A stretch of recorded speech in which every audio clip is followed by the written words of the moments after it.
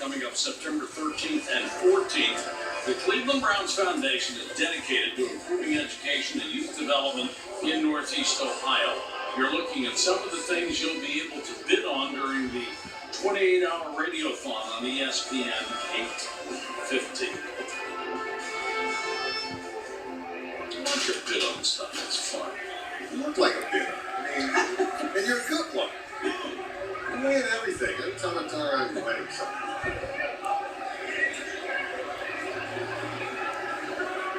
You're my best promoter, you know? Cody Kessler takes over in the third quarter. We talked to him on the phone the other day. Said he took a lot of good-natured ribbing from some of his teammates after his safety last week. This is Terrell Watson saying, take some of this. There you go. 220, 6'2".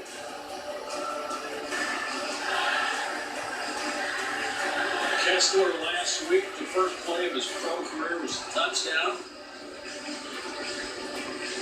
Very accurate passer coming out of USC college with a pro system. So he comes in understanding passing the encourager as well. I stand corrected because Watson knows about, He's 240. absolutely. Much bigger.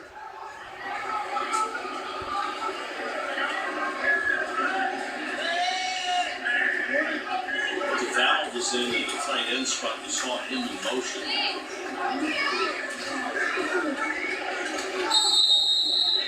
You know, we were talking in your keys to the game. If you take a look at Watson and what he has done in this ball game, big back out of Azusa Pacific. But if you talk about some of the receivers that the Browns are likely to have, when Corey Coleman is through with his hamstring, hopefully very soon, with what we have seen out of Terrell Pryor, and we know what Gary Barnidge could do being a Pro Bowler last year.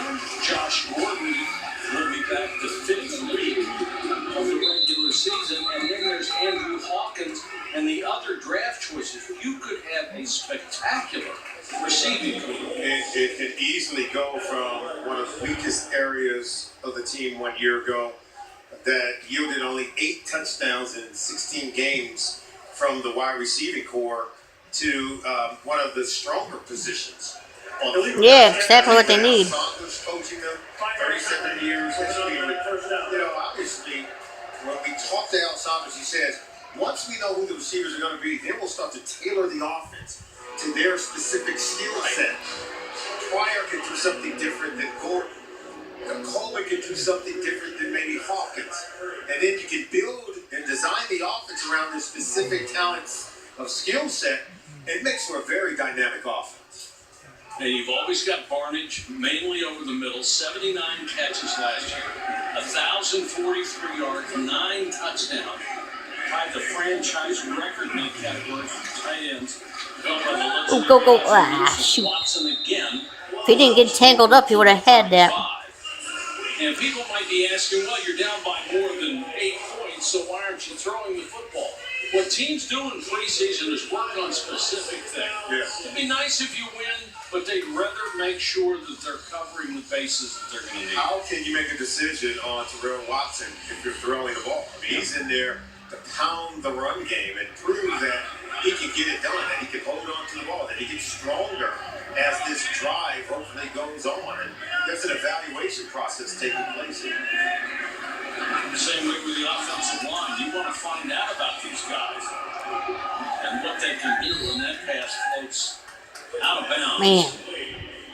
Intended for Jordan Payton, one of those rookie receivers. Gerhardt, number 62, is in there as the center. They need to put RG3 back in there. At least he was able to get it down the field. Along with Alvin Bailey, ex of Seattle. Coleman and Gordon watching from the sideline.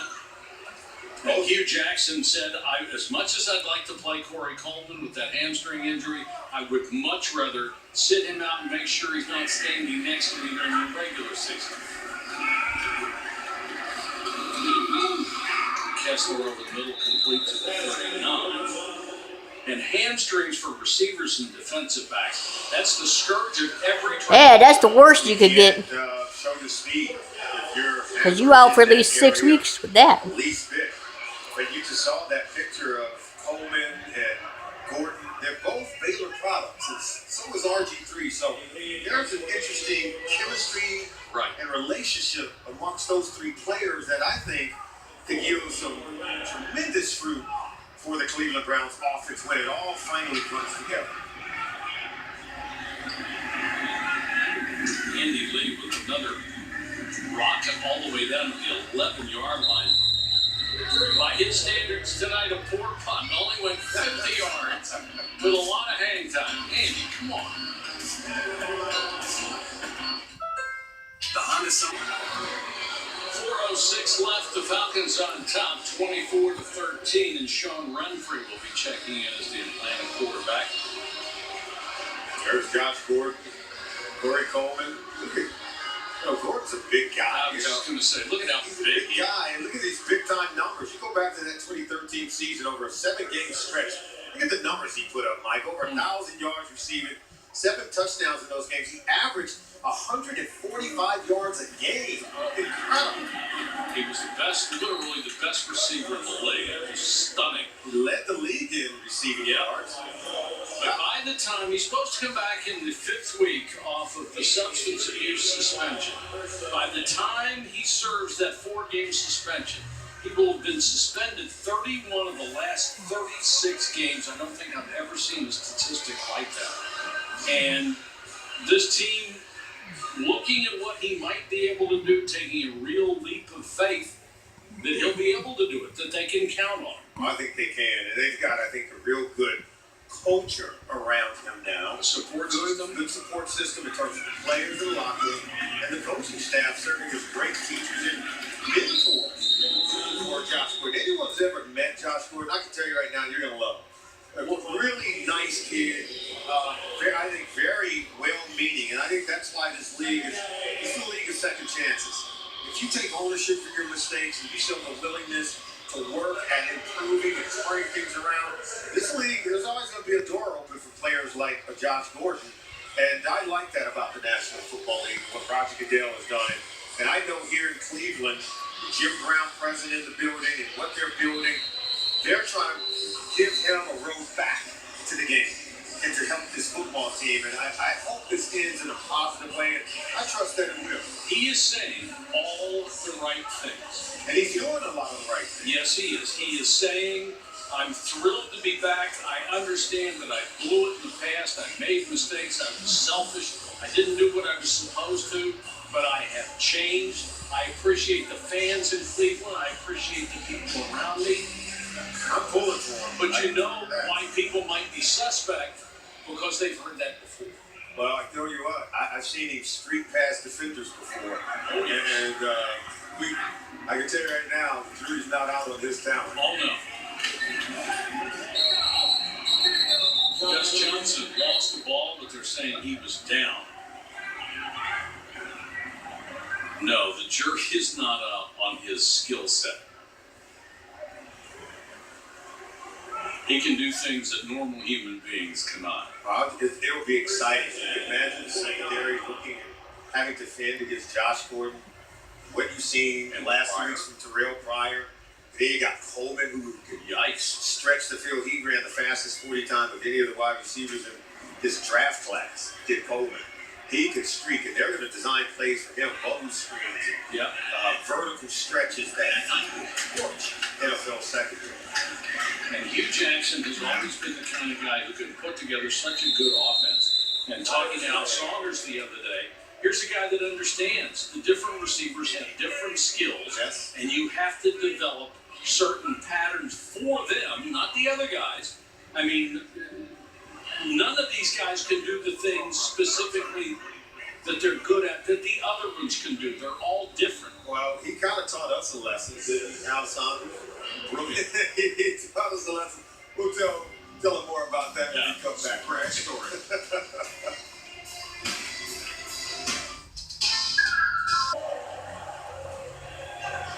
2 minutes to go in this game, Falcons by 11. I wanted Solomon Wilcox to tell a story about Al Saunders, the great example he gave us about practice.